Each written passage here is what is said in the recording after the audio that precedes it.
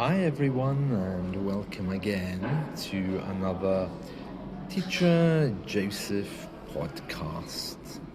A few weeks ago we spoke quite extensively about the arts because we were talking about free entry to museums, and there's a new story today which we're going to read through. This is from The Guardian. And it says, next government should make arts a necessity in state schools. So as you know, we have an election coming up in July.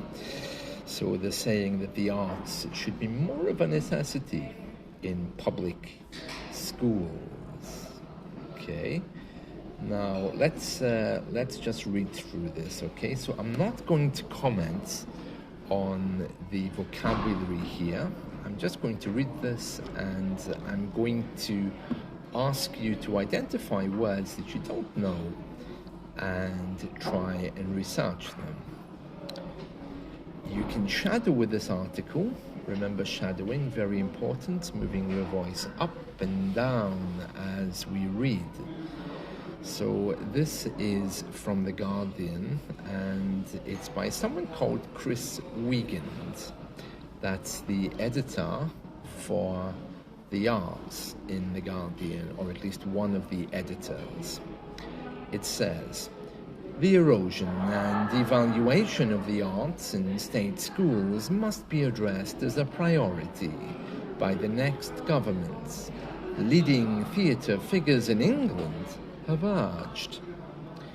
Sir Nicholas Heitner, who ran the National Theatre in London for 12 years, said that state schools have been robbed and that restoring arts education was urgent to ensure that there was not just a new generation of artists, but a new generation of audiences. Nancy Medina, the artistic director of Bristol Old Vic, said the arts should be a necessity for all pupils and not just the preserve of independent schools. Teresa Heskins, the artistic director of Staffordshire's New Vic, said the new government should commit to providing every school child a theatre trip. Data released last month by the Cultural Learning Alliance revealed that there had been an overall decline in the number of arts GCSE entries, that just means the school exams for the arts, and in arts A-level entries since Michael Gove's introduction of the EBAC system, which excludes all arts subjects in 2010. So this was something brought in by our government in 2010, which basically excluded all art subjects. And at that time, recruitment for music teachers fell by 56%, and 42% of schools no longer entered pupils into any kind of music exams, and 41% opted out of drama as well. So what they're saying here is that the arts have been effectively dropped in public schools. As I mentioned before, in any kind of government system, the arts are often ignored because it's not really thought of as being something suitable. You know, in a capitalist system, there's no obvious way for the arts to make money. And besides, they can be very dangerous. The arts have a history of starting revolutions because they can speak to people in a way that's without words. They can change your opinions by showing you a story, a fable, and that's something governments can't control. So of course, the arts, as we mentioned before, are usually the first thing to go when a government is looking to save money. So this story goes on to talk about that. Nicholas Heitner, Sir Nicholas Heitner, I think his name is, yes, said it was an absolute outrage that the government had placed the responsibility for developing new theatre practitioners and new theatre goers on an underfunded sector, which is finding it hard enough simply to keep its head above the water.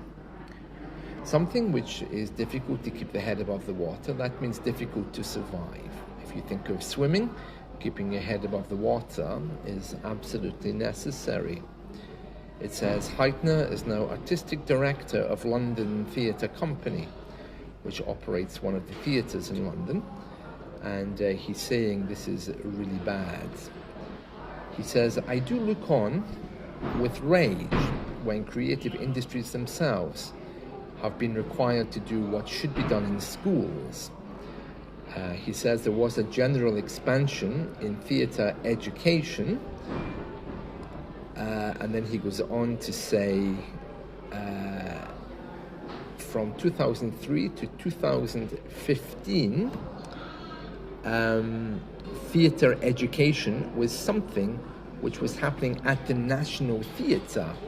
But he says, I wish we had insisted at that time that the expansion came from direct funding from government departments rather than from the Department for Culture, Media and Sports. I don't know what he means by that. And then he says a lot of different things here. He's highlighted the positive impact that exposure to the arts bring, particularly with the government encouraging more maths and science, as well as well-being, empathy, inclusivity and innovation. But he also says prioritizing arts education would supercharge the next generation of pupils who are inheriting a world with a host of complex challenges. Well, very interesting. The arts are always very powerful, but as always, they get sidelined because no one really sees how they can benefit a society which is a little bit obsessed with making cash. So there we are. So I wanted to share that with you because a few weeks ago we were talking about free entry to museums, and I was telling you that free entry to museums is a great thing. However,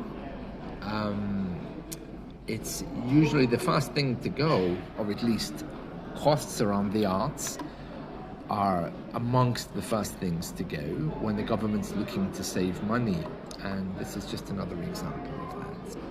So I hope you've enjoyed this. Let's talk soon. See you. Bye.